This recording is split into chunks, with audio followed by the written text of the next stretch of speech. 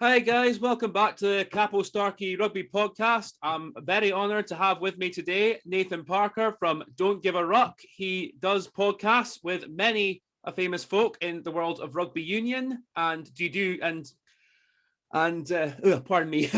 That's fine, mate. I'll save a very long introduction. I'll just say, Nathan, how you doing, mate? Good to have you on.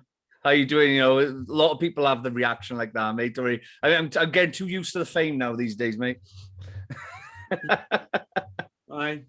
Well, I think a lot of folk who are like on the podcasts are similar. But no, if the interviews you do, as I was just saying before we came on, bloody good on you. Go check out his channel, guys. It'll be in the link in the description below, and you'll recognize pretty much everyone that he's managed to get on his podcast, and no doubt you'll enjoy his interviews and his style. But anyway, Nathan, what got you into podcasting? And obviously, I can tell you're clearly definitely a rugby fan as well by the manner you come across in your interviews and who you've got on. Yeah, well, you know, it all started for me in sports journalism in university. I was in, dead end jobs, didn't really do well at school. Obviously had a massive passion for rugby, played for my local side with Velen. Went on to become a referee for 2 years. That was very enjoyable. But then I just wanted a new challenge. And, I wanted to push myself and sort of see if I could live out my dreams if I possibly could. So I did 3 years as a sports journalism in a sports journalism course up in Cardiff. And yeah, from there on, I found the radio room that they had there, is a £40,000 radio studio that they had there. So I made good use of that. And yeah, as soon as the pandemic struck, I had about, I didn't know how much time I'd have on my hands, but once uni finished, I found out I had a lot of time on my hands. So I thought I'd keep myself busy and see if I could get as many top class players, past and present, coaches, referees on as I possibly could. And in a weird way, I almost fell into it more than anything. I was creating for my major project. I was told to make a documentary, and at the time, just before that was the Rugby World Cup, where there was plenty of red cards. Concussion was becoming more prevalent. Mm-hmm. So I decided to do my documentary on concussion, and I got 3 really good interviews with 3 guys: Adam Hughes, a guy who works in a science lab to do with brain injuries. And I also had Ben Whitehouse on. And the Ben Whitehouse interview that I did on concussion was actually the last day of filming that we could do. And I wanted to get a few more other people on. Obviously, I couldn't because we couldn't meet in person. And all of a sudden, you're used to it as well. Zoom come along. And I managed to get, Shane Williams, Martin Williams, Phil Steele, Rupert Moon on. And it was all down to the pandemic because nobody was doing anything. So I was very fortunate in that respect. And I decided to turn those interviews that I did for concussion into small podcasts. And that was the start of the podcast. And everybody, and I thought, well, if it's good enough for Shane Williams, who's, in my opinion, the greatest player of all time, surely it'll be good enough for some other rugby players as well. So, they've jumped on and, I've been really thankful. We did our 40th episode today, and it's going great, mate. And you're obviously doing well with it, and again, the folk you're getting on. Shane Williams, we'll say, saying the greatest player ever. Would you there's been a bit of dispute with that, with Brian O'Driscoll saying Cheslin Colby's better than him. Would you, maybe a sidetrack, but would you agree with that? No, well, I on an excitement level, I think Cheslin Colby is certainly up there. I watched him on the weekend in the semi-final, and as soon as he gets the ball, you'd think, he needs a crowd to set the pulses racing, but there was no crowd there, and wow, he's absolutely electric. But I think what Shane Williams did, and in some ways, what he did for Wales, I would sort of compare it in a different sense with Neil Jenkins. So Neil Jenkins became the first ever player in the history of the game to reach 1,000 points. Now, I'd always say, Neil Jenkins was getting less shots at goal than Johnny Wilkinson, because at that time England were, steamrolling and everyone, and Wales, even though we had a good end to the 90s, we still, went through a tough times, getting hammered by Ireland by 50 points, getting hammered by France by 50 points at Wembley. But, his success rate was so unbelievable that he managed to get to 1,000 points before Johnny Wilkinson and the other great players around him. And I'd put Shane Williams in that category of, scoring 58 test tries for a country like Wales.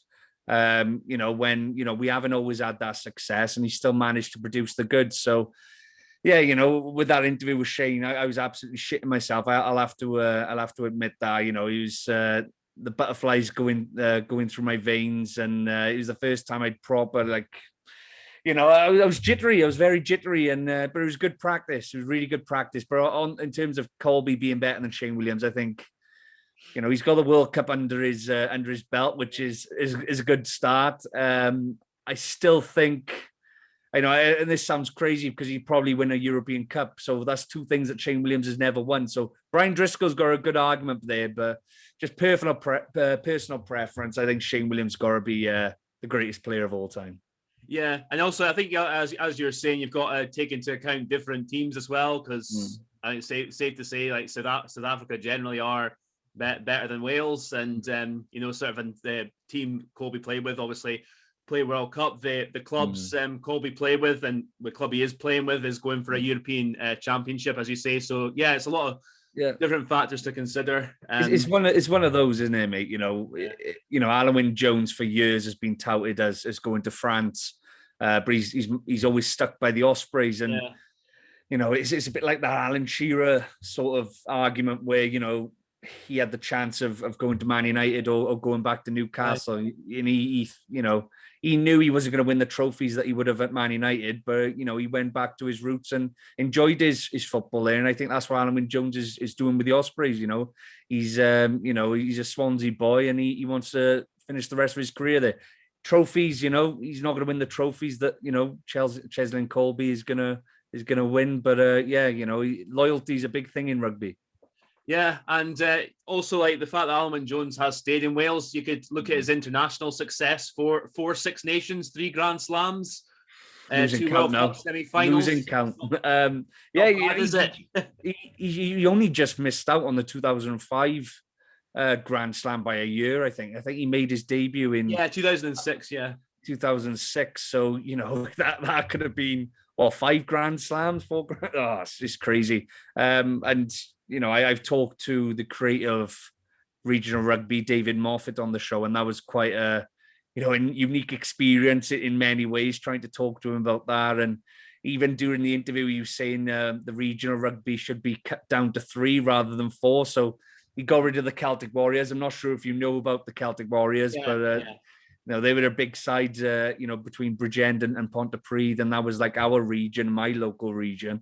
And he cut them, even though they beat Wasps away that year, and Wasps went on to win the European Cup. I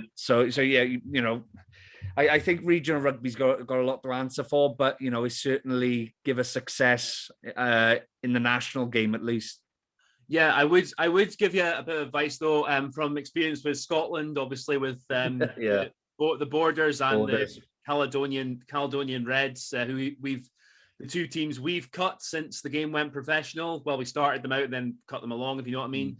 I'd say it's not a good, if you can avoid it, and try and I think four regions is sort of enough for depth, for development, etc. Even if the regions themselves maybe aren't always the most successful, I think it's safe to say with both the Welsh and the Scottish regions we can have some common ground there. International success obviously use our way ahead of us in recent years.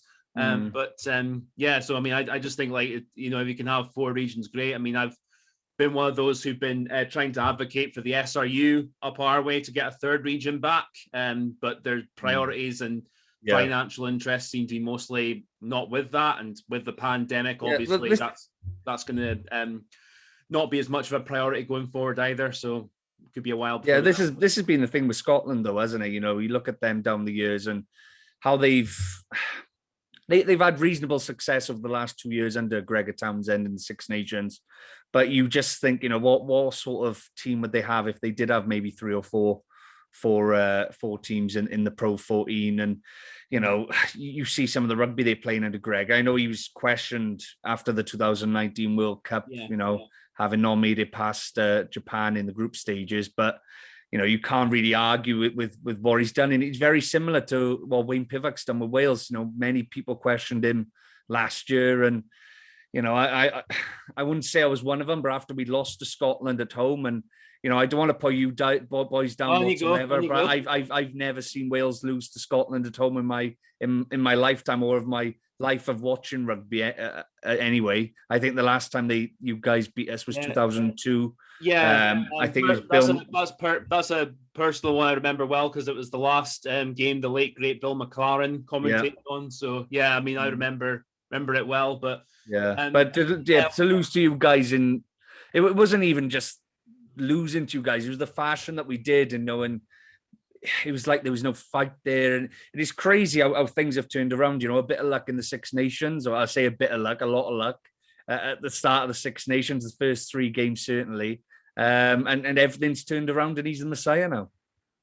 Yeah, well, I mean, again, that's just a sport for you, I think. I mean, I was one of those who thought that, you know, sorry, it was a bit harsh to lay into him as much as many folk did in the first year, because it's like he's barely got his feet under the desk, and just, you know, I don't want us to go down the road of football personally with those kind of attitudes where you know, sacking coaches after every, like, you know, if they just go on a one bad run, again, you've got to give them a bit of time to sort of get their feet under the desk, put their own ideas across.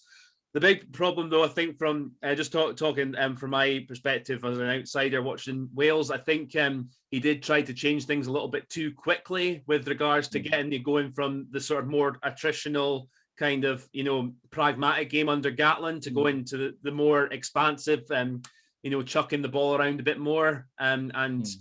You know, but I think the thing is, he did show he learned from him. I mean, he got rid of Byron Hayward as defence coach, who I know a lot of folk had a lot of criticisms of. He brought in Gethin Jenkins, and it was clear that in the Six Nations there was effects there. Gethin clearly learned to think a lot from a certain Sean Edwards and how to coach defences. But yeah, no, I mean, that's just my perspective looking in. I think he has shown he's learned on the job. The same with Gregor Townsend after the 2019 World Cup with us. I think he did take on board after the spat he had with Finn Russell at the start of last year, you know, which you'll no doubt be fully aware of. And just, again, you know, I think he learned from that, and he's also learned in terms of how to play, that we can't just chuck the ball about all the time. In modern game, you need to have like a solid base up front. You need to have a solid defense as well, whether we like that or not. It's just part of the modern game now, and ended up with us last year conceding the fewest points of all the Six Nations teams. So yeah, I think, you know, from both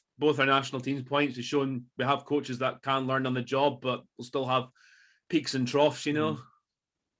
Yeah, well, it's strange, isn't it? You know, you would have looked down the years, or certainly at this year's Six Nations, as maybe Ireland and England, you know, vying for top spot with France. Unfortunately, Scotland, you know, had that disappointing game against Ireland in the Six Nations. But I just thought if Scotland had beaten Ireland that day, you know, you could have probably looked at Scotland and Wales as the leading lights in Britain, and looking at the Lions tour ahead. You know, maybe having more players in the for the Scottish side than the Irish side. Yeah, I mean, yeah. How many do you predict actually from Scottish players to get in the Lions squad? Do you know what? I wrote it down the other day. I haven't really done a YouTube video yet on it, but let's just have a look. I did write it down in my notes. Give me 2 secs. You can edit this in anyway, can't you? Let's have a look. I can't find it at the minute, but it was very close. I think I had 8 Scottish players in there. That's more generous than me. I had 6. Well, I predicted 6. I would have had like 7 or 8, I think. I'm trying to think. I think everybody's more interested in who the bolters are going to be. So I don't know if you'll like this, but I wouldn't take Ali Price. Okay. I'd take Ben Spencer, the English scrum half. Really? And a lot of people have talked about Danny Kaye going. I just think Ben Spencer is so underrated as a scrum half. And if you've been watching the Gallagher Premiership and in with Bath, you know, I think a lot of the players, I think Alex Lazowski, who's gone to France, has taken a long time to sort of settle in. And after everything that happened with Saracens, Ben Spencer just walked into that Bath side and just turned them into title contenders last season. And the defense is shocking this year, but they're still, the attack in rugby that they play is unbelievable. And he can kick as well. I don't know if you watched Bath the other week. They won in the last play of the game. I can't remember who they played against, but he kicked a touchline conversion winning kick. Yeah. He's got everything. He can score tries, and you're probably wondering then who the other scrum halves would be. I'd probably take Conor Murray and Thomas Williams. I wouldn't take Gareth Davis. Personal preference. I think he's too slow in terms of his delivery. There's a lot of boots on the ball, and the snake sort of ruck, and that's what I do not like. And it's funny, what I was looking at the other day. And you always look at partnerships, don't you? So I think the easy one to look at is Conor Murray and Sexton at halfbacks. But then again, things change on a Lions tour, don't they? And a lot's been said about Finn Russell, and maybe Dan Biggar's come into form just at the wrong time for Finn Russell, and what he's doing in the Premiership. And I've seen plenty of people talking about Marcus Smith maybe going as well, which for me, if you're not going to take Finn Russell, you're not going to take Marcus Smith, because, they're very similar players in that sense that you don't really know what's going to come next. I said at the start of the Six Nations that Finn Russell, has just booked his place on the Lions tour after they beat England, because I just thought, in a high-charged game such as that, Scotland hadn't won at Twickenham in how long? How many years was it? 1983. 1983. We remember it well. -9 having not won there. I was 25. But having not won there in such a long time, he puts in a performance, and it was more of a measured performance that I'd seen from Finn Russell in such a long time. And it was as if, he'd put all that baggage that he'd, as you mentioned earlier, with Gregor Townsend behind him from the 2019 World Cup. And, he just left that behind him. And he's becoming more of a mature fly-off. And, people forget Johnny Sexton was very brash when he first come through it, and some of the stuff he was doing on a rugby field, and, getting in players' faces, doing stupid things. And Dan Biggar was exactly the same. I was at Dan Biggar's debut for Wales against Canada when he was 18 years old.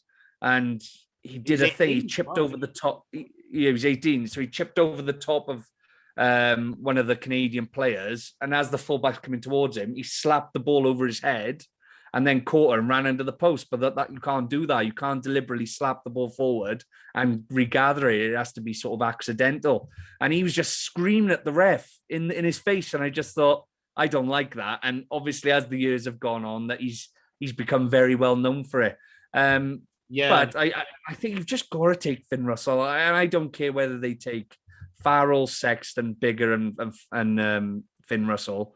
You either put Farrell to 12 and you have those three fly-halves. But then again, Gatland's been known to take just two fly-halves and use Stuart Hogg as a fly-half in the 2013 Lions. So I think Adam Jones said the other day that he will definitely not be going because he knows Gatland too well, and that he's not Gatland's type of player. But, I don't know. I personally pick him. Yeah, no, I think, because that's the thing with Finn. I think he is one of those players, like, if you could have a Biggar or a Sexton starting, like, you could have Finn maybe come off the last 20 minutes, and he has the ability to change a game on his head like that. And again, you could say, okay, it's maybe not Gatland's preference, but also remember that obviously Gregor Townsend's on this coaching team ticket as well. So I think that's a big sign. Yeah, so I think, and that was a big problem, I think, for a lot of Scottish players in 2017, the fact there wasn't a Scottish voice really on the coaching team. And I think that's natural. Like, players with coaches would be more like looking to push the case for players they work with fairly regularly. And I think that could be, that might be a factor in Finn's favour. I don't know yet. I personally still wouldn't take Farrell, even though I'm pretty certain he's going to be going just because of how he's played recently. And he's such, he's people say Finn's a liability. Owen Farrell's the biggest liability. They're Yeah. like, I don't know if you've seen his tackle in the championship on his first game back. He yes, almost I've took seen, the scrum half's head off. Seen the majority of I've seen the majority of the shoulder charges. Call them tackles in the loosest sense of the word, but yeah. But do you know what? Right, Gatland always gets it right, and whether people like it or not, he does get it right almost 99% of the time. You know, you go back to 2013 with Brian O'Driscoll on the, well, he wasn't even on the bench for the third test. People forget. You go back to the second test against Australia in 2013, and I'm trying to jog people's memories now. But Brian O'Driscoll almost cost the Lions that second. I know the Lions did lose the second test. But he was just he was throwing balls between his legs, and you know, I think Falau intercepted one, and he almost become a liability. And I don't know, a lot's been made of that, but Jamie Roberts, he went on to score in the third test, so and we won by 41-16, I think it was. But going back to Scotland, I think that was the first tour that I'd seen, you know, the Scottish sort of divide between Scotland and the rest of the UK in terms of the British Lions selection, because I believe in 2013 there was one Scottish player on the bench for each of the three tests, and I think Richie Gray come on in the last test. But there was, you know, it was such a divide. I think there was 10 Welshmen in the starting lineup, and you know, these things have happened before. Say Clive Woodward in 2005. How many Englishmen didn't deserve to go on that tour? And I think it was a 49-man tour. Yeah, the difference with that though, mate, is I think in 2013 Wales had just won the Six Nations, so they weren't deserving. And Clive Woodward, obviously, he'd gone with the sort of the old boys club, like the same sort of style that won the 2003 World Cup. But as we all know, World Cups are totally different from Lions tours. So and about going into that Lions tour, like over half of them weren't in form or weren't ready. In the case of Johnny Wilkinson, he was just back from 2 serious injuries and that. So you know, so that was a big factor there. And as you say, like, I mean, I'm going to do a video on that actually, because I know I've probably been guilty of this in the past of saying Gatland's all biased towards Welsh players, etc. And I mean, but again, the results. Winning formula, you know, nobody, like, I think in 2005, if you look at the results, bar the New Zealand Maori game, I think the Lions won all the midweek games against, like, say, Otago, Manawatu, and stuff. And, you know, I remember, you know, Matt Dawson being on a podcast recently saying, you know, we won all the midweek games. You lost the Test series 3-0. Nobody remembers that apart from you. You go back to 2017, I think the Lions, you know, just about scraped past the first side, which was, you know, not a very good side. And then they lost to, I think, the Auckland Blues. And, you know, you look back at the DVD from 2017 and Warren Gatland's saying, you know, it doesn't matter if we drop a few games here or there. You know, it's all about the Test series and gearing these players up for the Test series. Now, I think for the first time ever in the Lions series, I know the Lions back in the 70s used to tour for like 3 or 4 months. But I think for the first time, I think the Lions are going to go into this series, you know, at the top of their game, whereas South Africa are going to be going in undercooked. I think the one thing that they'll have on their side is I'm hearing that they're going to be having crowds, but they're only allowed South African fans there. No Lions fans are allowed in the stadium. So that's probably the only advantage that they'd have. But, you know, you want South Africa to get a few games under their belt because you want it to be a competitive series. And if you looked at this series a few years back when South Africa lost to Italy for the first time in their history, you would have thought, oh, you know, it's going to be boring in a few years' time. Lions going to South Africa. But, you know, South Africa win the World Cup. Rassie Erasmus is like the king of South Africa. And we've got a great series on our hands. And, you know, in terms of the Scottish selections, and I don't think it's ever been closer in my lifetime anyway than it has been. I watched an hour sort of documentary type thing on BT this morning, and I think it was Sam Warburton, Jordan Murphy, Lawrence Dallaglio, and Ben Kay that were doing like draft picks for the Lions. And you just saw the amount of players there, and they named 4 different sides with 4 types of players. Mm-hmm. And, you know, the selection is incredible. And Warren Gatland's got such a hard task, you know, to try and get 36 men out of, you know, 120 top class players in Britain, and there's so many questions to be asked. Manu Tuilagi, is he going to be fit? Is he even going to be picked? Yeah. You got George North that's out now, so that frees up space for Chris Harris, who was unbelievable in the Six Nations. So many questions. Yeah, I wouldn't think it'd be fair to take Manu. I mean, not that he's a bad player, just because he's not played in best part of a year. And the injury he's had as well as Achilles is not something you just come back from and just get thrown into a Lions tour and you find your peak form again. No. I mean, those sort of injuries take time to get yourself recuperated and get yourself back to full fitness. And again, like with obviously there's been plenty of previous tours where players have come back from injuries about the time the Lions tour is about to be named, and you sort of think like it doesn't feel like it's fair. They're just picked on passengers alone. Yeah, and I think also Eddie learned that and different with the Six Nations, but I think Eddie learned that as well with England. The Six Nations, you can't just keep relying on past reputation if they've not played for 2 months or something like that. So this is what annoys me about England, though, and I'm sure you've got plenty of England supporters that watch your channel, and plenty of English supporters watch my channel. But I'm going to say it as it is. England should be by far the best side in world rugby. The amount of pool of players that they get to choose from, and Eddie Jones persists with the old guard and past reputations. You can't do it. You cannot do it. And honestly, I'll say Gatlin did it for a while as well with some of the Welsh players. I could name the Welsh backline. You'd have Mike Phillips, you'd have Dan Bigger, you'd have George North, Alex Cuthbert on the wings, Jamie Roberts, Jonathan Davis, you'd have Lee Halfpenny. Now, after about 3 years, that becomes very predictable. And that's exactly what's happened with England. I think England at one point played, Max Malins, who can play outside half, Owen Farrell, who can play outside half, George Ford, who was outside half, and Henry Slade. That's 4 kickers in your back line. What are you going to do? Oh, you're going to kick the ball. Okay. We're just going to run it back at you. It's so predictable. And that England have been found out. And I honestly, I hope I'm not eating my words here, but I honestly think, it's been the downfall of Eddie Jones. And unless he starts playing the likes of Sam Simmons, Marcus Smith, the scrum half Ben Spencer, you just can't see him getting out of this rut. And he's obviously the players in the championship aren't helping. That's the one thing I am a bit worried about with the Lions. Maro Itoje had probably the worst Six Nations of his England career. He should have been yellow carded against Wales in the first 20 minutes, having to give 5 penalties away.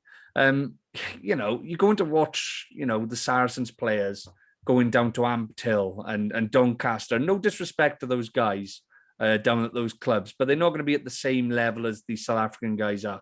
So it's going to be such a...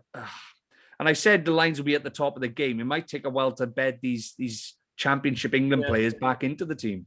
Yeah, and that's the thing. Like, I think that might be in Gatlin's thinking. Is he thinking because obviously on form, as you say, Maro Itoje doesn't really deserve to go. Jamie George doesn't really deserve to go, but both and Owen Farrell as well. But there are 3 players I'm expecting to be in it. Maybe Mako as well. Even though like Mako in the Six Nations, he looked like he sort of just. I don't know what he was doing for his fitness. A bit like Billy. Like they just Billy, they both just look like.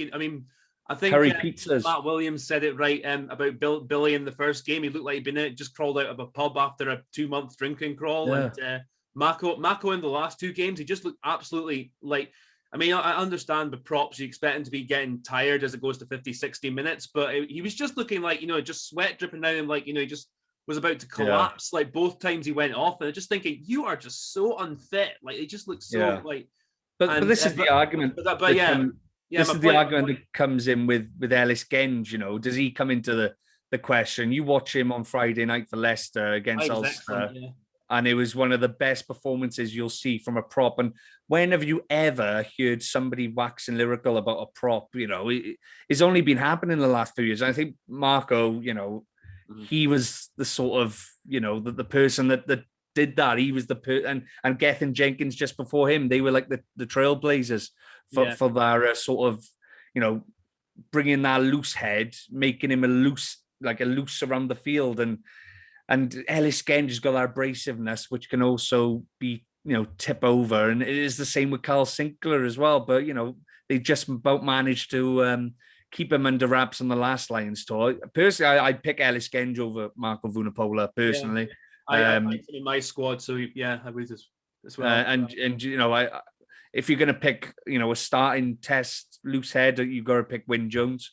I think I talked to him on the podcast. Yeah, I think it was about September last year. Mm-hmm. And you know, he at that point he'd had a few injuries. I think he'd only played 2 tests under Wayne Pivak at that time. He had a bad injury. But the way he's just come into the Welsh side now as if nothing's happened, and you know, he can scrimmage, you know, his work around the field is unbelievable. And against France in that last game, he was just sensational. They tried to keep the props on the field as long as possible, and then we took him off probably at the wrong time, and then everything just, you know, just sort of exploded in our faces. Well, but you know, another prop before Wyn. He's got a face as well that opponents love to try and smash into. Yeah. Yeah, but when what I was going to say as well is, I know it's a good joke that I only just got. But what I was going to say is, when I talked to Wyn about that, like, without sounding, you know, disrespectful to him, I was asking him sort of tongue in cheek, you know, you looking forward to the Lions next year?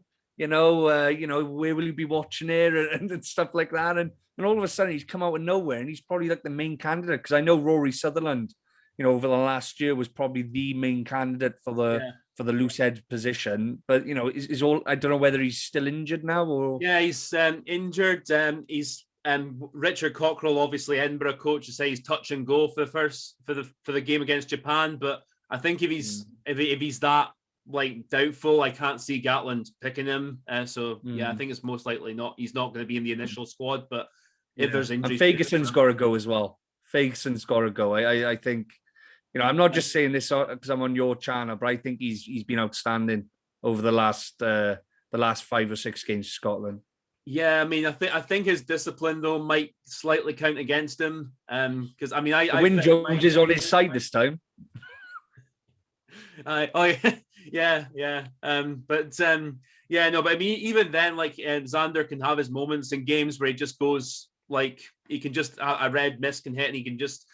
I mean, it's not always a case of just charging his shoulder into props' heads, but I mean, he can just like give away silly penalties and get into, you know, big scuffles when he doesn't really need to. And I just have that feeling that Gatland might just look at that and think, you know, do I really want that in my team? And so that's why I'm thinking he'll go with them. I mean, obviously the obvious ones, he'll go with Furlong and Sinclair, and I'm expecting Andrew Porter to be the third choice in that, but we'll see on Thursday, of course. But that's just what I'm thinking.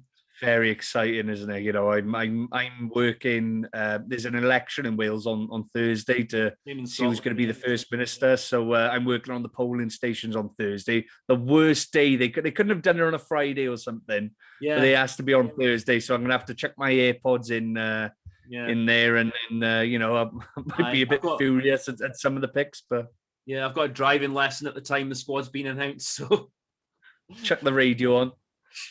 Yeah. Well, it's I'm just finished at about the time I think the squad is starting to be announced, because it's 11:30 the official thing, and then I think it's just before 12:30 or something, the squad announcement. So I'd never listen to their timings. They always blinking go on forever, don't they? It's like the Champions League draw, you know. I'm a Liverpool fan. We're not going to be watching a Champions League draw next year, but you know, these Champions League draws, they just go on forever, and they just just get on with it, like, innit?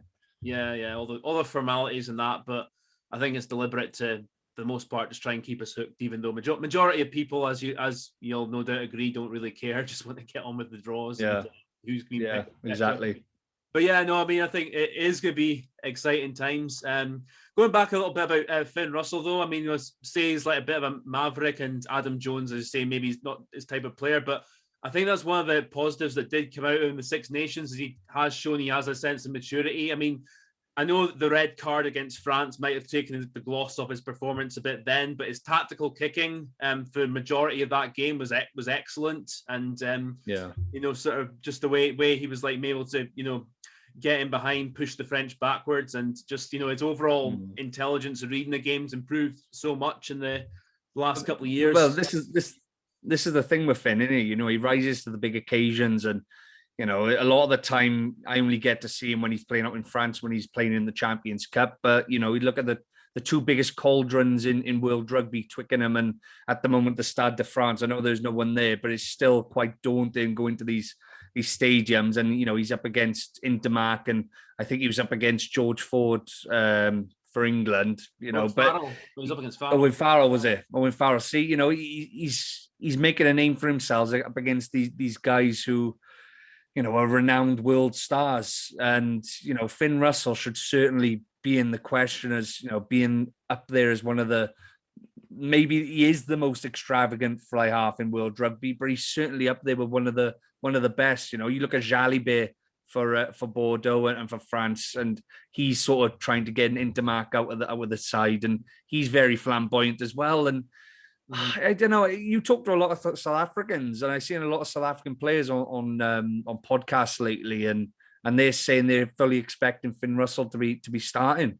So it's up to Gatland, isn't it? Whether he wants to, he's pissed off the Irish, and he's looking to piss off the Scots a bit more now. He pissed us off in 2017 by not picking a single Scot in this test team, even though we'd come off winning three Six Nations games that year. I understand, obviously, we got absolutely battered at Twickenham that season as well, and that came into his thoughts. But that was the big one, wasn't it? Yeah, losing again.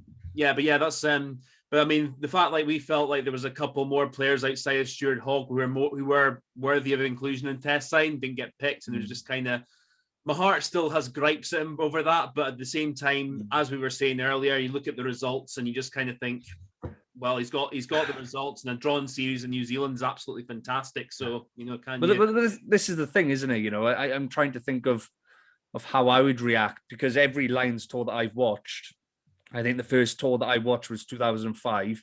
Even I know Wales won the Grand Slam in 2005, but there was certainly a lot of players that should have gone on that tour that didn't get picked. I know Rob Sidoli, Mevin Davis, Adam Jones didn't even go in 2005. Brent Cobain was a late call-up. Ryan Jones was a late call-up. So you look at all these things. So we were sort of in the same position as you were. But then, since then, 2009, 2013, there's been plenty of Welsh players in that setup, and I'm trying to think whether I'd actually want to watch the Lions if there was not one Welsh person involved. That would be very, weird to see, wearing red jerseys that represents Wales. It'd be weird not to see any Welsh players in that lineup, and I don't know whether I'd support them. I really don't. Yeah, I mean, that's the way I think a lot of Scots felt in 2017 as well. Just kind of, I mean, either I think most still did support the Lions, but I mean, there was a large chunk of us who were we're just we don't really care, or sort of as bitter as or out of bitterness supporting New Zealand. I admit I was like that a little bit at the time. So it's but I mean, again, I kind of look back at it now, I think, I was probably very childish at the time, and so you just you've got plenty of reasons to be pissed off. I mean, it is sorry, Nathan, it is at heart, you just kind of feel really gutted, because it's maybe the best of four countries, and if your country feels not underrepresented or not represented at all, you just kind of, it just something sinks in your heart. You just don't feel like you really want to. Well, that's the thing, isn't it? I remember wanting Jim Hamilton to get picked in 2013 because I just thought he'd be that sort of Danny Grewcock type player that's going to get into the Aussie skin and stuff. But, I think I was thinking more of, back in the day when you could get away with it, whereas you can't get away with anything now. So I think players like Jim Hamilton have sort of been phased out of the game because they just can't do what they usually do in trying to get into the player's skin. Have you asked him to do a podcast with you, by the way? I haven't yet. I'm sure he's very busy, but yeah, he'd be a very good guest. I'm trying to get as many people from around the world. I had my first Italian on today, Paul Griffin, even though he's a Kiwi. He's really weird. I had a Frenchman, which was Bernard Leroux, who's South African. So, so yeah, maybe I need to, learn some Gaelic or something to get some Scots on. Well, I'm sure there are a few who are probably kicking him out, and Jim Hamilton's from Swindon anyway, so he'd have no. Oh yeah, that's another one. I can't believe it. I get these people on from these countries, and I need to put where their birthplace were and who the actual country they played for. I'll check them all off then, but yeah, I'm just trying to get as many people on as I possibly can from all over the world, because I didn't want to just have that little niche of getting, if I wanted to, I could have a Welshman on every single week if I possibly could. Wales is like a bit of a fishbowl. Everybody sort of knows each other. So, there's a way of doing that, but I just wanted to sort of freshen it up. And now with the Lions coming about, I'll have a bit more of a spread of, Irish, English, Welsh and Scottish players, hopefully. Yeah, no, good luck to you, mate. I hope you managed to get a few. Yeah. See if I can ask around myself, but we'll see how it goes. I've got a few guests over the next few weeks, like so not anyone particularly, not anyone like really high profile famous, but No, you got to start somewhere, haven't you? It's all a lot of his luck as well, mate.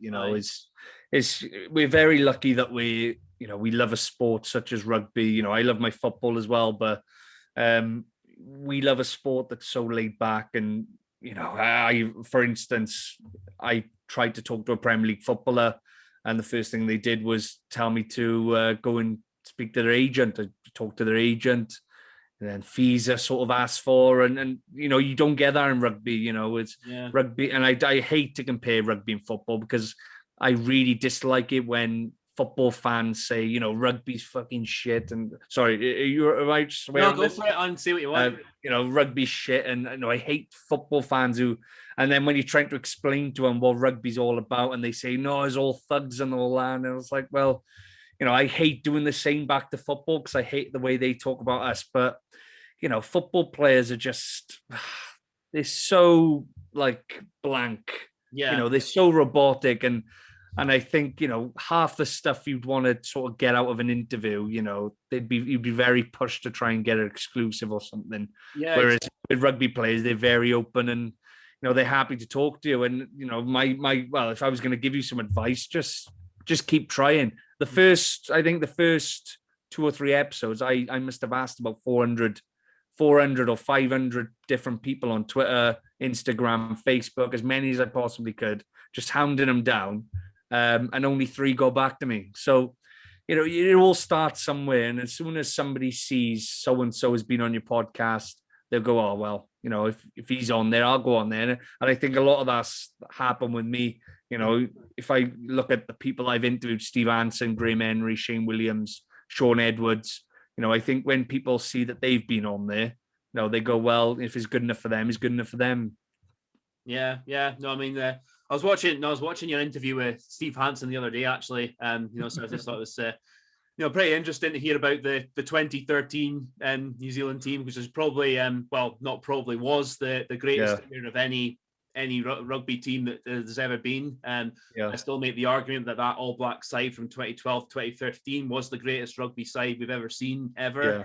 And I know there's a few British Lions fans would be really pissed off at me saying that with the 1974 team, of course, but and different eras, they always come into the conversation too. But I just think that All Black side from that era, from that time, was just, they just had everything. They were just absolutely brilliant. So I mean, that's everyone's can have their own opinions there. Yeah. Well, with Steve Anson, who's like every question you'd ask, you'd think he's going to rip your head off because you get told so many things about these characters. And after about maybe 10, 15 minutes, I could sort of tell you sort of get a feeling. I know it's hard to get a feeling over Zoom, but you sort of get a feeling that they're a bit more relaxed. And it was the same with Graham Henry. Graham Henry was, very stern-faced, and he's got a very good poker face. But I think just because I was from Wales, he sort of felt like he could talk to me in a way that he probably had in the 90s and early 2000s when he was Wales coach. But yeah, you talk to these guys, and it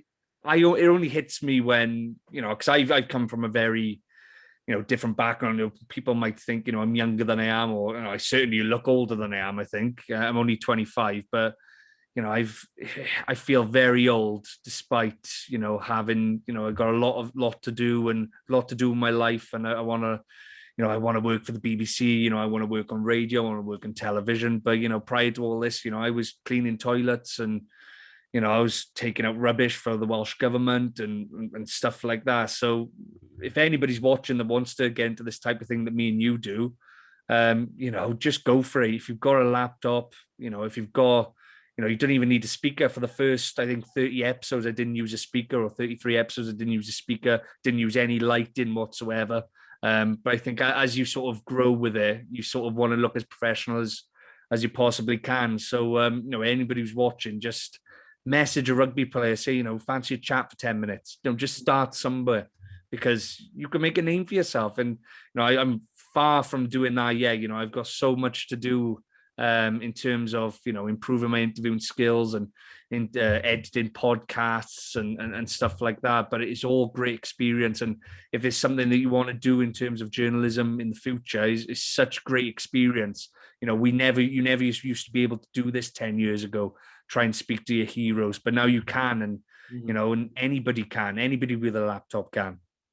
Yeah, absolutely. And, I can totally relate to myself. Maybe not as much with podcasts, because I only just like do them now and then, but more with my own content, because I've just like kind of gone from just making sort of reaction videos to games, where I just like put a ramble into an iPhone like in front of my face. And like now I'm doing more videos in relation to, don't know if you've seen them in relation to kind of like, pictures and audio and stuff. It's great, mate, what you're doing as well. It's great what you're doing, because you're constantly getting stuff out there. And I think, you look at the views on your videos, you're getting a few thousand views on your videos with each video, and that it just helps your confidence, doesn't it? With each passing video, you get that a little extra bit confident, and it comes across on your videos as well, mate. So well done, you. Thank you very much, and obviously likewise with yourself, and you're interviewing the folk. But like I said, it's just a case of like building confidence and just like trying to again put yourself out there. I mean, I sometimes find the sort of audio stuff a bit easier, just because I can edit it more, or if I like occasionally want to just go back and fact check something, I can do that a bit more. Whereas like podcast, you're kind of, it's a bit more like sort of a live man's game. You're just sort of like you have to sometimes like just think on your feet a wee bit. Occasionally, you can maybe get away with a little search if you've forgotten something, in that you'll know what yourself. Like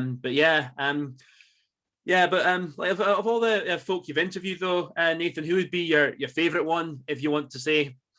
Oof, bloody hell! It's such a hard question, mate.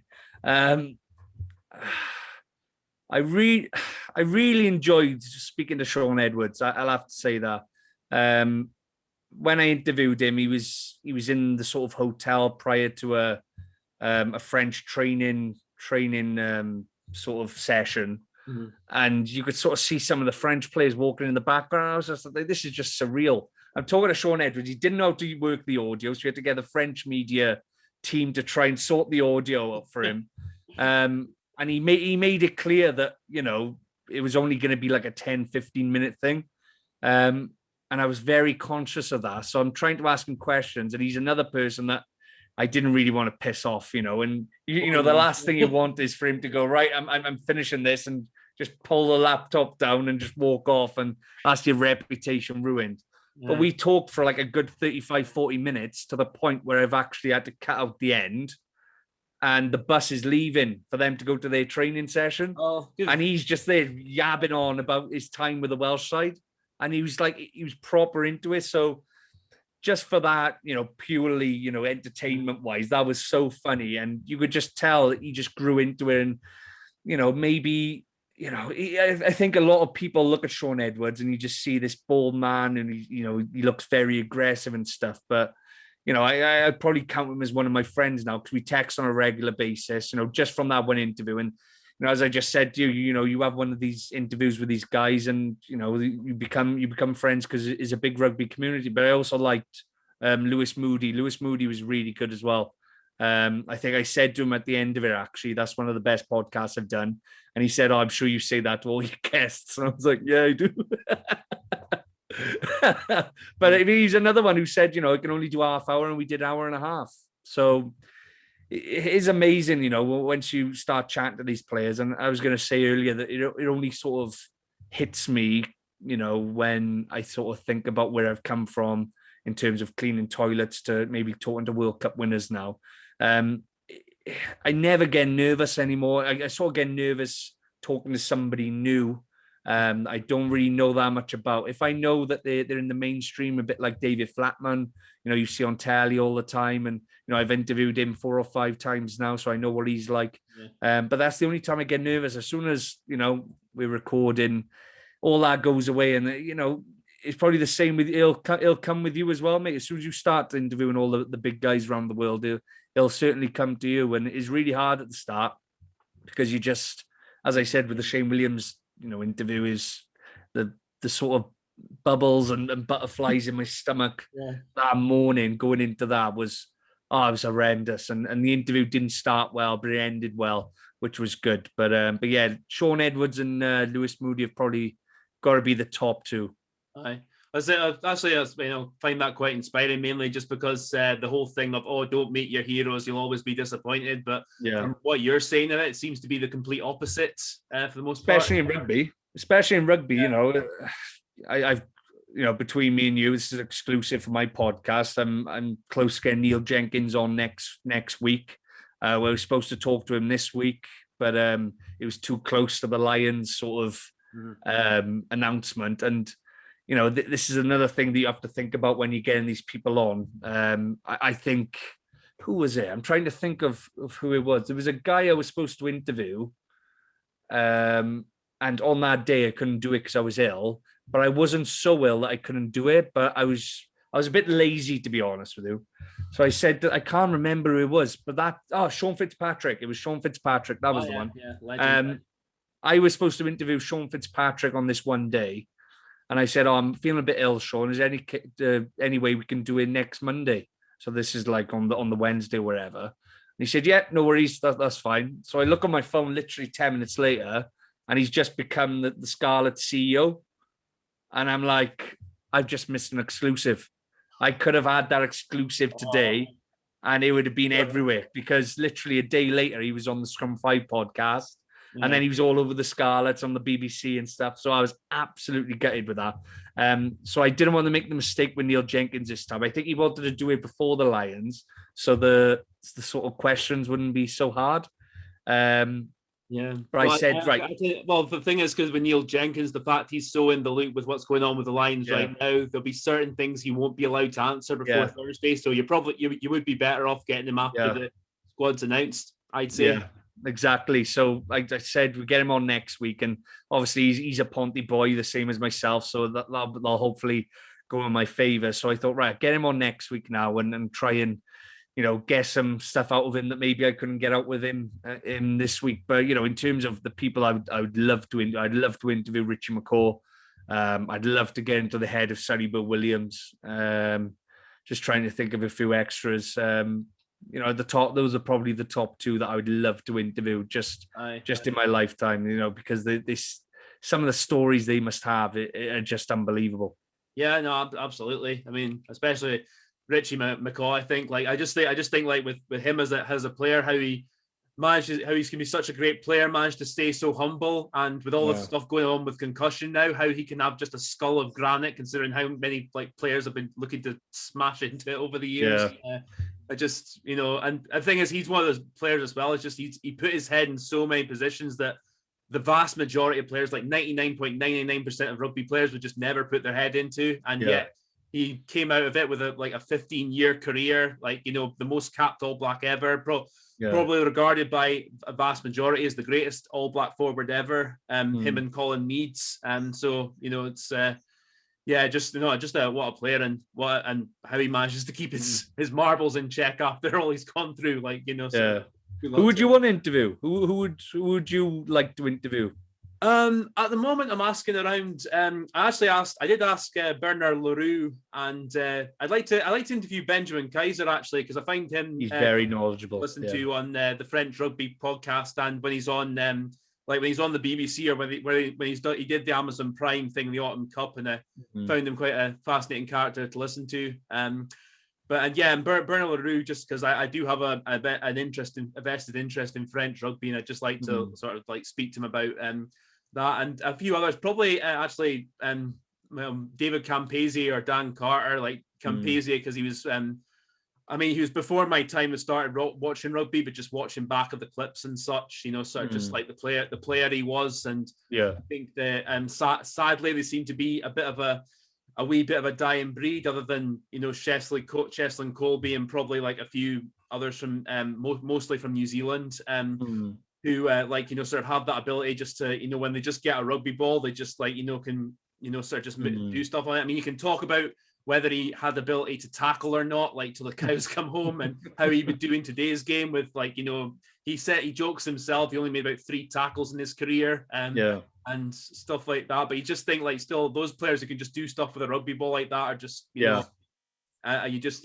are, I think, what really got likes of me, really engaged in rugby from the start. So, well, this is one of the things, it's obviously I've graduated now. Oh yeah, sorry Nathan. No, another one I would like to throw in just off the top of my head. Sadly, no longer here. Of course, I would have loved to have interviewed Big Jonah. Oh my God, yes! Wow, that would have been amazing if you could have. If anybody could get an interview with it, I think anybody would want to. I think he's done 1 or 2 documentaries. He did one with the late scrum half. Was it Van der Westhuizen? Yeah. Oh, another. He's another one. Van der Westhuizen. Yeah, he's another one I would have liked to have, if he was still here. Of course, I would have liked to have got on. Yeah. Just ask as many people as you possibly can, because at the start, it's weird because you have a bit of a. I think between 2 weeks, I interviewed Sean Edwards, Graham Henry, Steve Hansen, and then you have this sort of.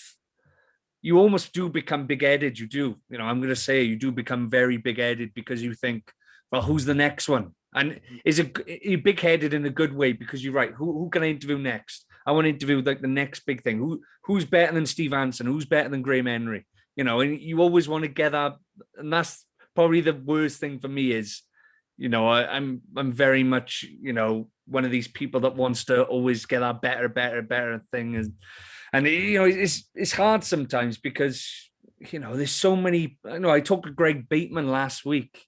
And, not many people might not know who he is, plenty of years at Leicester Tigers. Now he's with the Dragons, but we had a great conversation for an hour, and it was, really, laid back, and I was less sort of pressured and stuff like that. So just getting those interviews with those guys that maybe aren't getting the media sort of coverage that they probably should do. And there's always some gems out there. There's always going to be gems out there that are, comedians in their own rugby teams, but nobody knows it yet. And it's just about you trying to find that person who's going to get you that good podcast. And I'm sure you'll get it, mate. Honest to God, just keep trying, mate. Yeah, that's another one. Actually, I might see if I can message John Bentley, because he 7 Lions, like he was. Yes. I mean, obviously well renowned as the sort of jokey character on that tour. And I'm going to do a video on the top 5 Lions bolters in history, and he's obviously like one of the names that sticks to mind there.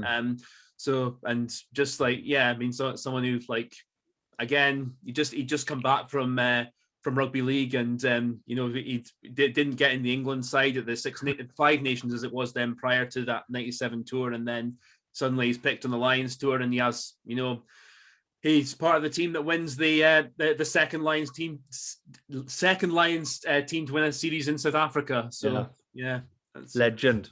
Okay. Just it's kind of a shame that his rugby union career isn't really remembered outside of that much. Although he was part of the Newcastle team that won the Premiership. I think he was. I might be wrong there, but yeah. Yeah, but as long as you're remembered for winning the Lions series, doesn't matter, mate.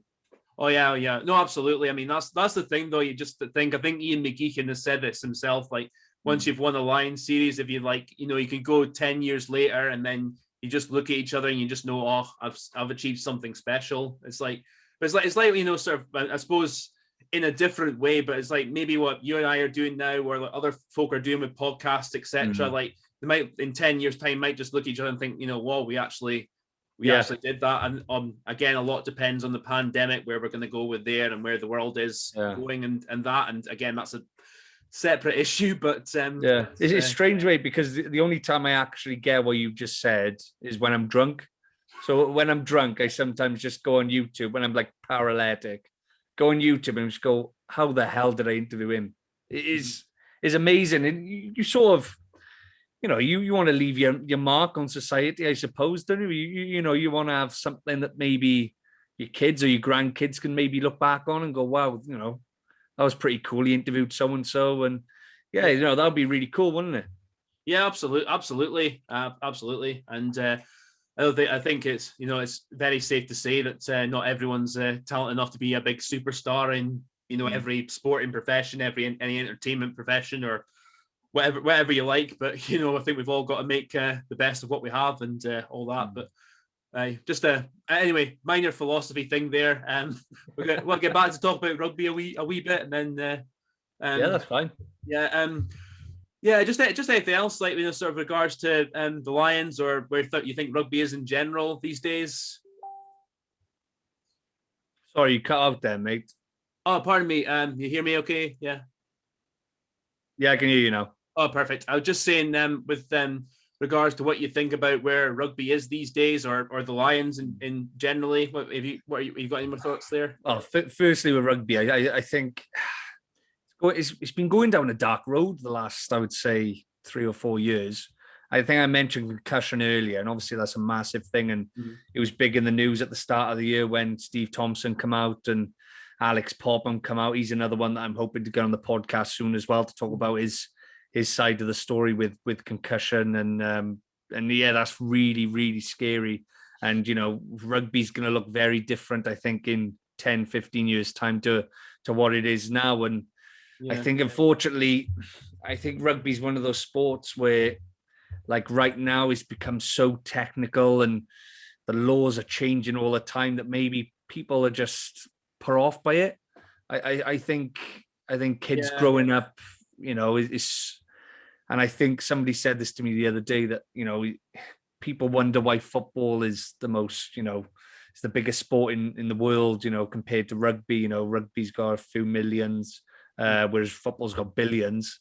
It's easy to make a football, isn't it? It's easy to make a round thing, whether you're in Africa, whether you're in Uruguay or on the streets. It's easy to make a round ball and kick the ball, but it's harder to make a more of an oval round ball. And then you start talking about rucks, and you start talking about breakdowns, and you start talking about mauls. And I think rugby, you see a lot of it with football these days, where people are questioning the referee's decisions.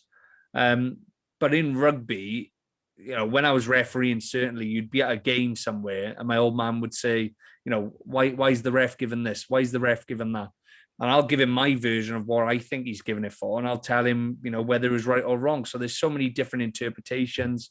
And, it sort of makes you wonder why we love the game so much, because it's so hard sometimes to get some things through your head. And I think certainly with the tackle area, that's been a real taboo at the minute, and it's really starting to annoy me because, when I'm watching Wales, and I'm a perfect example. You look at I think Peter O'Mahony's won in the first game against Wales, the red card. That was a definite red card, whereas the Xander Ferguson one, I think if you watch her in quick time or normal time, it didn't look as bad. You slow it down and the shoulders just touch the top of the head. Mm-hmm. And at the time, when you're in that charged atmosphere, me at home, I'm going, well, that's a red card. That's a red card. His shoulders gone in with force to the head. Mm-hmm. But in reality, that wouldn't have even been picked up 5 or 6 years ago. And it's crazy when you watch a game, even from, if you watch a game from 2004, it'll be different to what it is in 2009 to 2014 to 2019 and to now. It's crazy how much the game is changing constantly. And I don't know whether we're going to get to a point where, tackling is going to be below the hips or whatnot. You think back to, old style rucking. You think about all the ACL injuries that people get these days. And a lot of them happen in football, but the most of the time they happen in rugby is when somebody's going in for a jackal and they're getting clean out, So the only reason the jackal came in was to stop the old style rucking. So, would you rather have a few grains and studs on your leg, or would you rather snap your ACL trying to, take a ball and getting smashed by a 20-stone guy coming in at, 50 miles an hour? It's such a Yeah, I mean, I'm like with Ruck, and I have a similar view that I don't think it's all that dangerous if it's done properly. So I mean, I think, and the thing is also, since they haven't actually fully abolished the law, because you can still technically put your foot in if you're putting the ball back. If it's made it clear you're putting the ball back, obviously if you catch someone in the head or like around the body, you're asking for trouble. But generally it's still legal. You can put your foot in to put the ball back, but just with the laws and how tight referees are told to be around that area, teams don't really do it so much. Haven't done it for about 15 years now. But yeah, with that, and sort of again, the big problem I have is when Rucking was in, players would, when they were on the wrong side, they'd get away a lot quicker. And if they were stuck there, they knew they were going to get rucked. But nowadays, you just see players just going lying there, and they just, there's not that same urgency to really get out the way. I mean, James Haskell used to be an expert at this. Actually, he used to, with his tackles, he used to sort of go himself into a position where he would, at the end of his tackle, be in a position where he knew he was slowing the ball down, but sort of off his feet, like after he made the tackle, because they had to be like, okay, like tackle off, but still in a position where he looked like he was going to get trapped in there, so it looked like he was slowing the ball down. If that does that make sense? Like, it does. Yeah, but you look at rugby, and there's other players who've done that as well, but just James Haskell's the example I can think of. He was a master of that nearly. But you look at football from the 70s. You can tell is not really a different game to what you see today. It's just the players have maybe become a bit fitter, a bit faster, a bit more athletic. The dietitians, and they can run for 90 minutes plus and stuff. But you look at rugby in the 70s compared to what it is now, and it's a different sport. It's a completely different sport. And it is quite a scary thing for the sport of rugby of where it's going. And, I don't really want to say this on a rugby union channel, but sometimes I do prefer rugby league. Rugby league, it's still got the physicality in there. I know you've only got the 6 tackles, and, maybe it's not as attritional of going to 80 rucks a game and stuff like that. But on an entertainment level, it stayed the same sport to what it was in the 90s. And, I think that's what people love about certain sports. You're not going to get in tennis, you're allowed another racket. Never going to see that. But in rugby, it just seems to be they're changing it all the time. And as a referee, that was really confusing. And another thing as a referee, I'm going off on a tangent here, but you'll get referees that watch Wayne Barnes and Nigel Owens and these referees on the weekend. Or on the Friday night, and then on the Saturday they'll be asked questions by the players, and it's sometimes you can't referee a game on a local field like an international referee would referee. It's crazy. Yeah, no, absolutely, and that, I think I've experienced that myself, like a bit up north. Like I think there is, with some players, I mean, I think most players are like perfectly fine with this. Like they expect is to be at the similar standard they see on the telly, and that's not possible when you don't have a TMO, when you don't have obviously, like at the club levels, you do generally have assistant referees or touch judges, as they're called, but they really are just there for the touch judging, like, and because it's not, they're mostly like folk from the club, so it's not really their main jobs to look for foul play and such. And I think, I mean, this is just my personal opinion. I don't know if it's the most professional. I don't think it's the most professional thing to ask players, but to ask touch judges from each club, unless it's an absolute blatant foul play that's a gouging in that, to ask for foul play reviews, just because there's going to be a bit of bias there, to say the least. But it's with I've talked a lot about football because I think football's is one of these. You think of football now, they've always talked about this video ref, but it's not a video ref really. They're still new to that, so I think they're at the point where they're. But I think it is a point to make that in football now, I don't even think you need linesmen anymore, because what is the point of a linesman in a game where the linesman knows the player's offside, but he's been told to keep it going if they score and then put his flag up. And then they'll check, and he was offside. So the linesman was right initially. But then he's got that thing in his head now of, well, if I put my flag up and he's onside, he's going to get lambasted for it. So I really don't see the point in linesmen anymore in football. I really don't. We haven't got to that point in rugby yet, but it's certainly a good point that you just made with the linesman.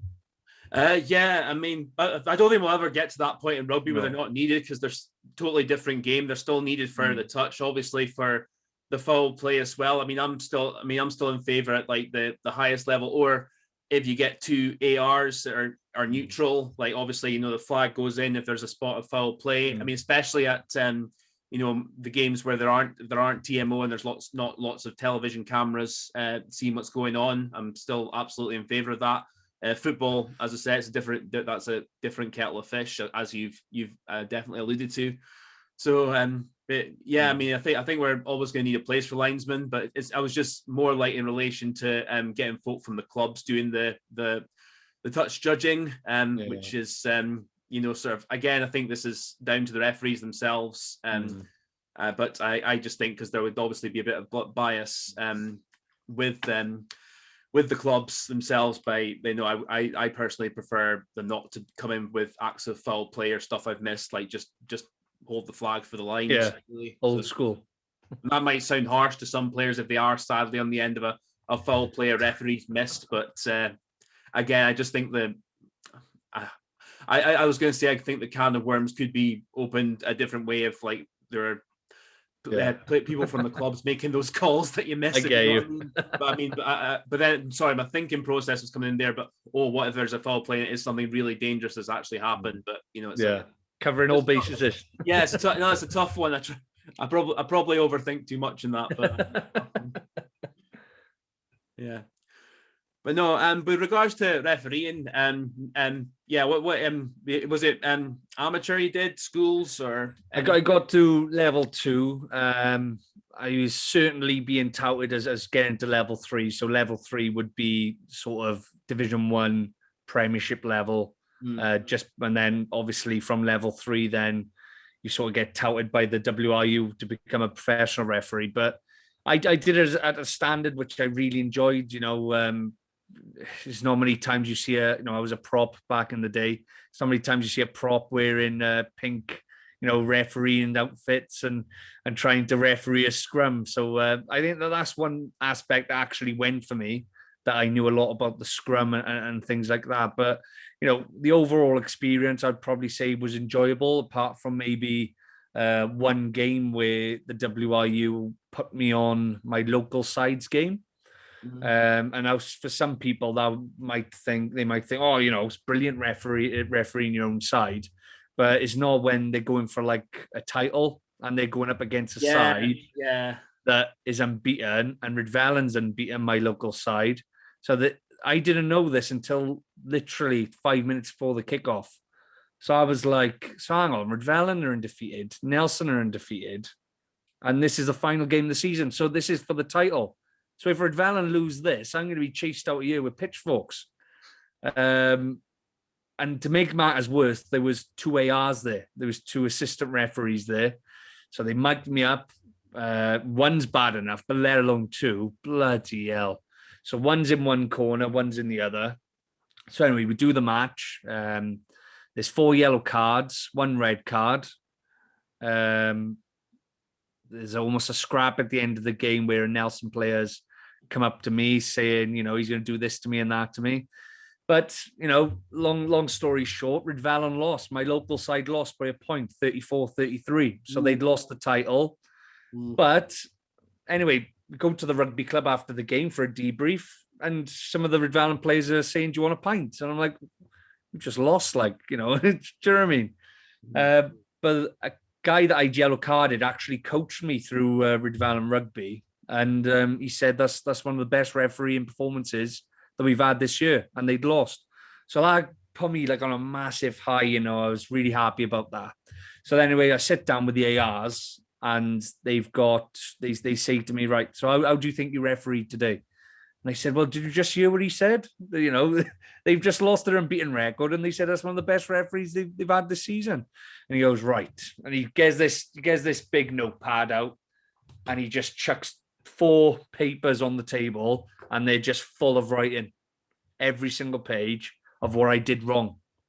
And I was just like, I'm fucking 19 years old here, right? And I've just refereed a game of that magnitude. So anyway, they're going through everything I did wrong. Why weren't you here? Why are you calling the players by their first name? And I was like, oh, fucking hell. I asked the captain what his first name was. I always told the captain by their first name. And obviously I knew some of the Red players. So I'd naturally say, hey, Levi, none of that now. Otherwise you'd be off. And I'd say that to the Nelson captain as well, because I knew his name. That's getting more and more common with the top level referees these days. So I don't know. But these were two old phonies. I think that's a nitpick. I mean, I personally so when I referee, I only stick to the first name basis to the captain. Nobody else, just the captain. I think that's a place you leave it there, because I think if you're, but I get where you're coming from, but I don't think it's the biggest deal in the world. That's just obviously my opinion, of course. So yeah.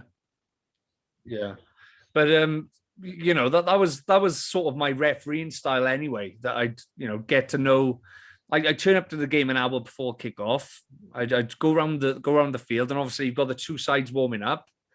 I'd naturally just walk up to either side, shake hands with the coach. How are things going? How's your season going? And people might not like that, but that was just my style. I wanted them to know that they were going to be in the hands of a person that knew this stuff. And, on a human level, I was going to, be reasoned with, and I never had any problems whatsoever in the, 20, 25 games that I refereed, apart from that one game where there was 2 ARs. So anyway, they're badgering on to me now. You should have been here at this line out and this and that. You shouldn't be calling them by their first names and that. And obviously the two other Red referees that were there, they come over and sat down, and it was almost like a fight there. So they were defending me, the Red referees were, who just lost against the 2 ARs from the WRU. And honest to God, I left that rugby club that day really shallow. And I left there and I thought, do you know what? I don't really want to do that anymore now. And it was quite sad, really, because I personally thought I had potential, but bloody hell, give me a hard time, mate. Again, that's depends.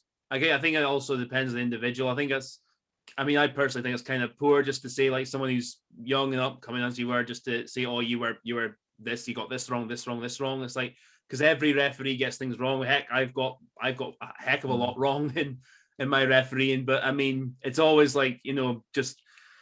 I think there was one coach who told me this years ago, and I always remember it when I first started refereeing. He said, look at it, sort of take it from 4 things. Look at 2 things you did well, and sort of make sure you enforce them, but also 2 things you think you need to work on, and go from there. And then the next game, similar, 2 things you did well, 2 things you still need to work on, and sort of build from there. But sort of to just, I mean, that's something I don't like because I think we can all have a habit, especially with social media as it is now, of nitpicking everything, and we can sort of go through. You can go through any referee's game till the cows come home and say oh, they weren't positioned here, there, they were. But I don't think that's constructive at all. I think you can.